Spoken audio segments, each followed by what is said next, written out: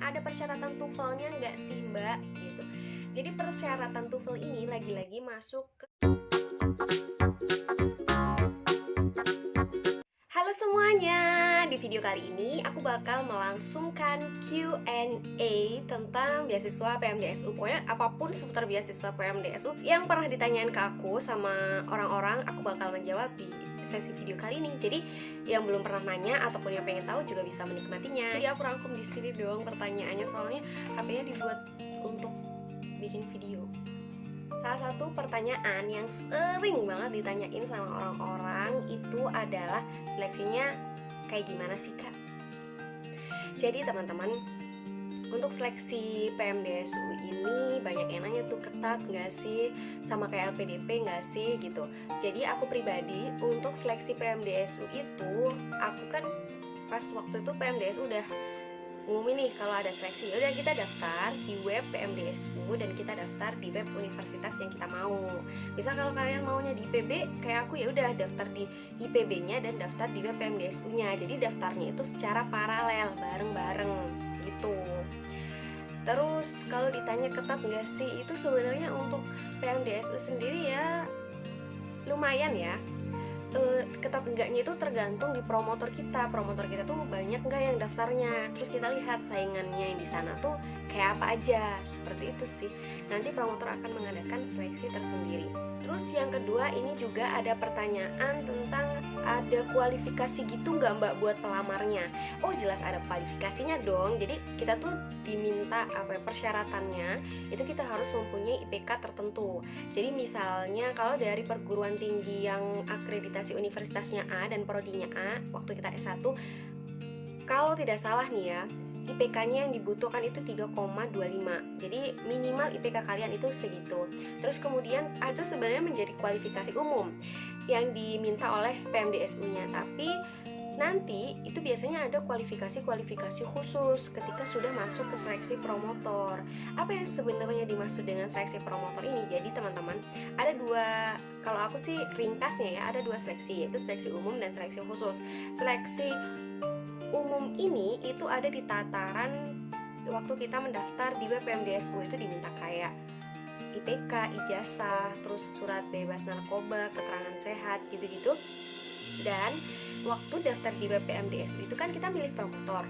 Nah disitulah nanti ke-record sama diktinya bahwa anak si Rina, si Rani, si Dea, si siapa aja itu dia masuk ke promotor Prof A gitu misalnya.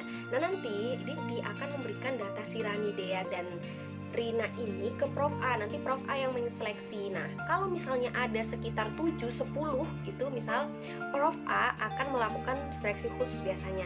Siapa ya yang harus dipilih dari ke-10 anak ini gitu.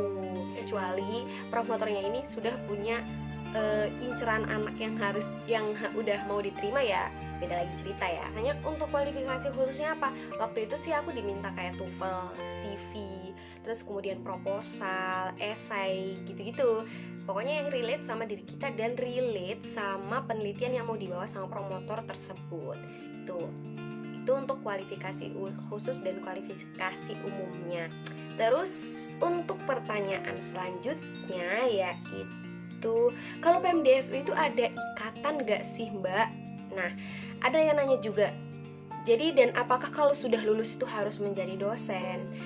Gini teman-teman, kalau kita di PMDSU itu sebenarnya untuk ikatan itu gak ada. Tapi tujuan sebenarnya dari beasiswa PMDSU ini adalah memang mencetak doktor-doktor muda yang memang diharapkan menjadi dosen gitu. Nah tapi itu kembali lagi ke kalian mau jadi dosen, kalian mau jadi peneliti, itu terserah kalian, bebas kalian mau berkarya nanti seperti apa gitu ya. Selanjutnya yaitu selama kuliah nih Mbak, apakah Mbak itu masih punya waktu luang atau harus banget saklek kuliah gitu dan mengikuti serangkaian kegiatan yang ada?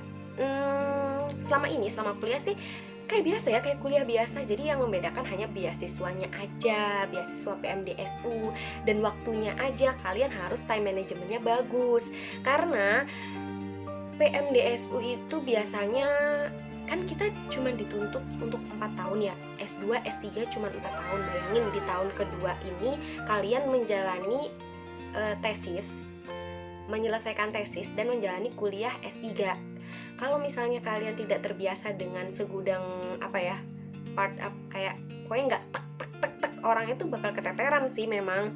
Nah, jadi segimana mungkin kalian harus mempunyai time management yang bagus dan kalian harus mempunyai strategi yang kuat bersama dengan promotornya. Nanti itu kayak didiskusikan gitu, tahun sekian harus publikasi tahun ini, dan di tahun pertama itu kita belum mulai penelitian, sedangkan penelitian itu seperti seingat aku uangnya turun di tahun kedua.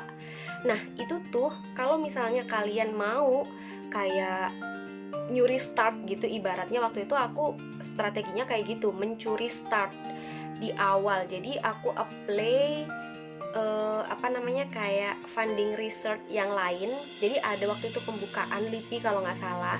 Aku sama promotor masukin proposal ke sana. Untuk penelitiannya beda topiknya, tapi hewannya tetap sama, horseshoe crab gitu. Nah, ya udah deh, kita akhirnya penelitian S2 aku itu yang udah harusnya jadi tesis aku tumpangin ke situ, ceritanya sih seperti itu. Jadi itu kayak strategi gitu sih. Pertanyaan selanjutnya yaitu testimoni Mbak selama menjadi mahasiswa PMDSU seperti apa sih? Wow, testimoni ya. Kalau aku sendiri sih testimoninya wow banget ya. Beasiswa ini tuh menurut aku alhamdulillah banget aku dapat beasiswa PMDSU ini karena untuk ukuran waktu kita tuh berarti cenderungnya cepat, kita menang di waktu, karena insya Allah nanti di umur 26 atau 27 itu sudah doktor, tinggal nanti kita mengembangkan pengalaman kita seperti apa setelah doktor itu. Jadi kita punya gelar doktor duluan untuk berkarya gitu, terus kemudian juga untuk ya kalian bisa sebebas apapun, karya apa dan tujuan hidup kalian seperti apa. Itu yang pertama, itu untung di waktu. Yang kedua juga untung di uang ya, alhamdulillah ya, karena kan dibiayain beasiswanya. Seperti itu sih kalau aku testimoninya. Untuk kuliahnya sendiri, kalau misalnya kalian time manajemennya bagus, strateginya bagus, insya Allah kita bisa lulus tepat waktu dengan kualifikasi yang diminta oleh PMDSU. Seperti kita harus publish jurnal internasional berapa, nasionalnya berapa gitu sih. Itu yang penting tuh time management. Oke, pertanyaan selanjutnya, Mbak dapat apa aja sih waktu di PMDSU? Nah, ini juga banyak sih yang nanya di PMDSU itu apa aja yang kita dapatkan. Soalnya kalau di LPDP itu dapatnya ini. Jadi kalau di PMDSU itu kita dapat uang saku, kita dapat UKT-nya gratis, kita dapat uang penelitian. Uang penelitiannya ini kita dikasihnya sebanyak 60 juta per tahun. 60 juta per tahun ini turun 3 kali mulai dari tahun kedua. Seingat aku waktu itu mulai dari tahun 2019, kita masuk tahun 2018 masuk, 2019 baru turun uang penelitian tahun pertama, 2020 2021 itu adalah kurun waktu turun uang penelitian kita, dan turunnya itu 60 juta per tahun. Kalau dibilang kurang, ya kurang. Biasanya aku juga masih mencari sumber dana lain untuk mengcover penelitian yang emang aku harus lakukan gitu. Jadi pokoknya kita harus pintar-pintar mengatur dan memanage uang penelitian kita itu sih yang didapatkan. Kalau misalnya untuk uang bulanan itu kita dapatnya rata sih 4 juta per bulan ketika kita S3, dan waktu kita S2 tuh dapatnya 3.750.000 gitu. Nah, dengan uang segitu sebenarnya kalian tuh harus saving. Kenapa? Seperti biasa, beasiswa di negara kita tercinta ini biasanya turunnya telat. Waktu itu biasanya tuh kalau ganti semester kita itu telat 3 bulan gitu.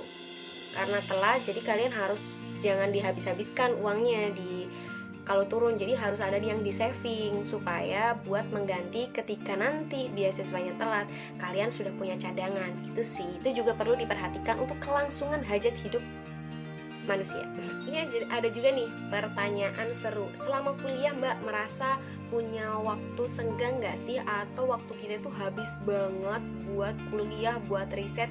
Kalau aku pribadi masih punya waktu senggang, masih punya waktu untuk main sekedarnya, masih punya waktu untuk berkreasi, berkarya gitu. Jadi kalau untuk kuliah sebenarnya ritme dan apa ya, frekuensi suhu dan kondisi perkuliahan di IPB ya seperti itu.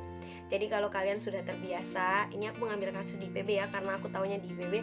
Kalau misalnya kalian S1-nya sudah di IPB, S2-nya di IPB, S3-nya di IPB, insya Allah kalian bisa memahami bagaimana sih sebenarnya ritme, kondisi, dan suhu frekuensi ketika berkuliah di IPB. Tugasnya seperti apa, dosennya seperti apa.